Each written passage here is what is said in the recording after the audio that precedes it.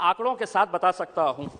अगर हमने national crime records bureau के डेटा के ऊपर अगर नजर डाले तो 2021 की रिपोर्ट के मुताबिक दलितों के खिलाफ अत्याचार की घटनाएं बढ़ी है और सबसे ज्यादा घटनाएं अगर किसी राज्य के अंदर बढ़ी है, जिसकी सरकार आज ये बिल लेकर आ रही है, आपके ही राज्य उत्तर प्रदेश के अंदर सबसे ज्यादा दलितों के ऊपर, एससीज के ऊपर अत्याचारों की, एट्रोसिटीज की घटनाएं बढ़ी है। ये मैं नहीं कह रहा हूं, नेशनल क्राइम रिकॉर्ड्स ब्यूरो बता रहा है।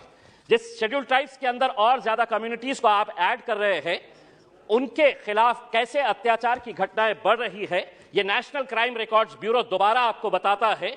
एसटीज के खिलाफ 6.4% अत्याचार, एट्रोसिटी की घटनाओं के अंदर बढ़ावा हुआ है, बड़े हैं एट्रोसिटीज के केसेस। और सबसे ज्यादा केसेस शेड्यूल ट्राइब्स के, जो नेशनल क्राइम रिकॉर्ड्स ब्यूरो आपको बताता है, किसके राज्य के अंदर है? तो मध्य प्रदेश के अंदर सबसे ज्यादा घटनाएं बढ़ी है।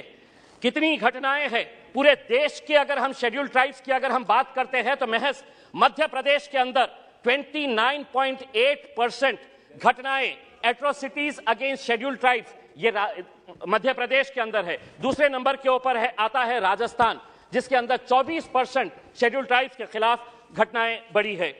हमारा यह कहना है कि शेड्यूल ट्राइब्स, क्या यह हकीकत नहीं है? मंत्री जी इसका जवाब दे सकते हैं कि आज इस मुल्क के अंदर सबसे ज्यादा डिस्प्लेसमेंट्स अगर किसी का हुआ है तो आदिवासियों का हुआ है, शेड्यूल ट्राइब्स का हुआ है।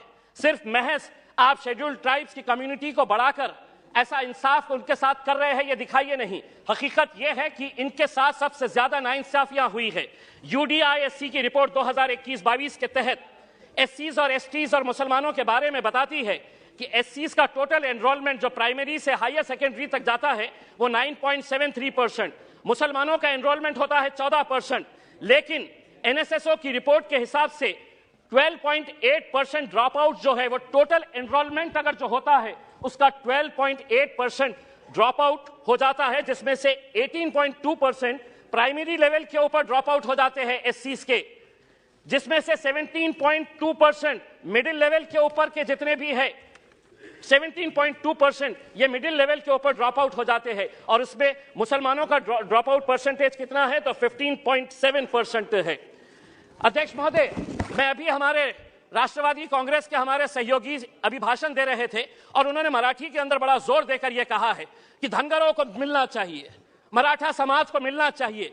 इतने साल सत्ता में यही कांग्रेस वाले बैठे थे, यही राष्ट्रवादी वाले में बैठे हुए थे। महाराष्ट्र के अंदर इनकी क्या मजबूरी थी कि ये नहीं देते हैं? जब सत्ता में रहते हैं, जब विरोधी में आ जाते हैं, बैठते हैं, तो इनसे उम्मीद करते हैं। इनसे उम्मीद कैसे की जा सकती है? अब यह भारतीय जनता पार्टी के ऊपर निर्भर है कि आपको दिखाना पड़ेगा कि हम इनके जैसा दोगलापन नहीं करते हैं। अगर हम सबके विकास के बारे में बात करते हैं तो यकीनन हम सबको इंसाफ देने की बात करते हैं। हम दोहरा रंग नहीं है कि सत्ता में जब रहते हैं तो अलग और सत्ता में और सत्ता के बाहर जब आते हैं तो अलग। मैं भी ये मांग करता हूं कि महाराष्ट्र के अंदर धनगर समाज को मिलना चाहिए। मराठा समाज के अंदर ऐसे बहुत सारे लोग हैं जिन्हें रिजर्वेशन मिलना चाहिए। मैं मंत्री जी आपसे पूछना चाहता हूं, जो फैसले हम नहीं कर सकते हैं, कहीं ना कहीं रुकावट आती है, कहीं ना कहीं कुछ विवाद होता है, तो हम अदालतों में जाते हैं। मुसलमानों को रिजर्वेशन मिलना, ये अदालत ने, बॉम्बे हाईकोर्ट ने कहा, और किस आधार के ऊपर कहा? ऐसा नहीं है कि ये रिजर्वेशन इम्तियाज जलील मांग रहा है, नहीं चाहिए मुझे, लेकिन जो पसमानदा मुसलमान है इस देश के अंदर, मेरे महाराष्ट्र राज्य के अंदर, क्या उनको रिजर्वेशन नहीं मिलना चाहिए? और किस आधार के ऊपर मिलना चाहिए? 4-4 कमिटीज, 4-4 कमीशंस बनाए गए, Ranganath Mishra commission, Mahmoodur Rahman commission, Sachar commission, Kundu committee, ये सरकार द्वारा अपॉइंटेड कमिटीज थे। किस लिए बनाए गए थे?